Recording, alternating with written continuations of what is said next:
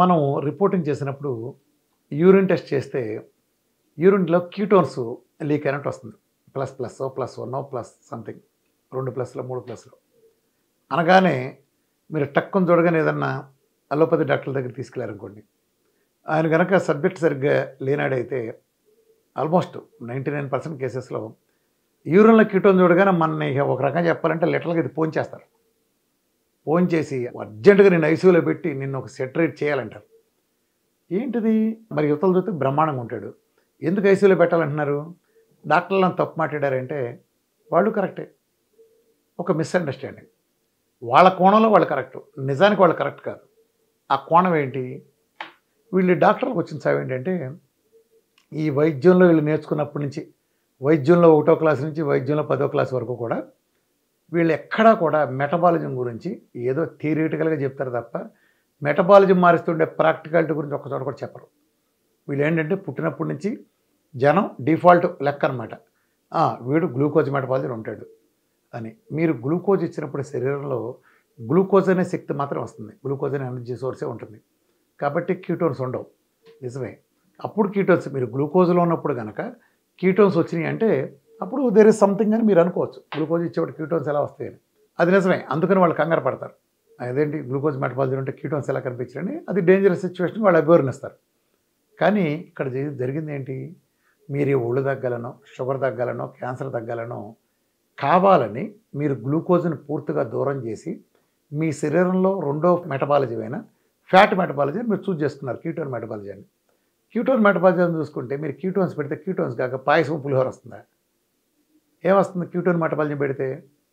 మీరు కావాలని కీటోన్స్ ఇచ్చి ఆహారంలో మీకు యూరిన్‌లో కీటోన్స్ కనిపిస్తుంది. కీటోన్సే కనిపిస్తాయి. మీరు కావాలని కీటోన్స్ ఇచ్చి మీరు చేసే విధానాన్ని న్యూట్రిషనల్ కీటోసిస్ అంటారు. Nutritional ketosis. It is not forced ketosis. Forced ketosis ఎప్పుడు ఉంటుందంటే, ఇప్పుడు ఉదాహరణకు మీరు నిరాహార దీక్ష చేస్తారు మన లీడర్స్.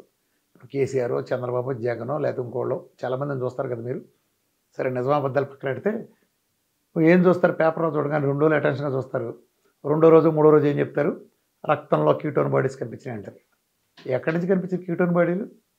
రోజు ఇడ్లీలు, దోశలు, గీసలు ఫుల్గా తింటారు వీళ్ళంతా, ఏ కార్బోహైడ్రేట్లన్నీ. కాబట్టి కీటోన్స్ ఉండవు.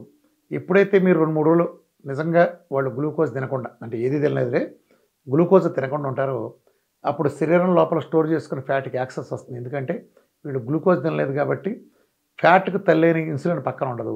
అప్పుడు మీ దాచుకున్న ఫ్రిడ్జ్కి యాక్సెస్ వచ్చి దాంట్లో ఉండే స్టోరేజ్ నుంచి మనం వాడుకొని మనం బయటపడేస్తూ ఉంటాం. దాంట్లో ఉన్న స్టోరేజ్ నుంచి బయటపడేస్తాం. కాబట్టి ఆ కీటోన్స్ కరుగుతాయి కాబట్టి మనకి రక్తంలో కానీ ఇక్కడ కానీ కీటోన్స్ కనిపిస్తాయి. గ్లూకోజ్ కనిపించదు. ఎందుకని? మీరు గ్లూకోజ్ పెట్టలేదు కూడా కనిపించదు. ఒక్క డయాబెటిక్ కీటోసిరోసిస్ అనే సిచ్యువేషన్లో మాత్రమే మీరు కీటోన్స్ పెడితే గ్లూకోజ్ కనిపించడం, గ్లూకోజ్ పెడితే కీటోన్స్ కనిపించడం సంభవించేది డయాబెటిక్ కీటోసిరోసిస్ అనే సిచ్యువేషన్లో. ఇది మేజర్గా ఏదో 1,00,000కి ఒకటి మినహాయించి మ్యాక్సిమం ఉండేది ఇది టైప్ 1 డయాబెటీస్లో. మిగిలిన వాళ్ళల్లో అటువంటి ప్రాబ్లం ఉండదు. కాబట్టి మన డైట్లో ఉండగా మీరు కీటోన్స్ ప్లస్లు కనిపించినాయి అని మీరు కంగారు పడాల్సిన అవసరం లేదు. మీరు సరి చేసుకోవాల్సిన విషయం ఏంటంటే, మీరు తీసుకోవాల్సిన మీ శరీరానికి అవసరమైన కీటోన్స్ కంటే మీరు ఎక్కువ తీసుకున్న యూరిన్ నుంచి డిస్పోజ్ అయిపోతాయి. కాబట్టి 2+ మనం యూరిన్లో పోతున్నాయి అంటే మీరు కొద్దిగా ఫ్యాట్ కోట తగ్గించుకోండి. 3+ కనిపించినంటే ఇంకొకటి సుమారుగా 30 గ్రాములు అట్లా తగ్గించుకోండి.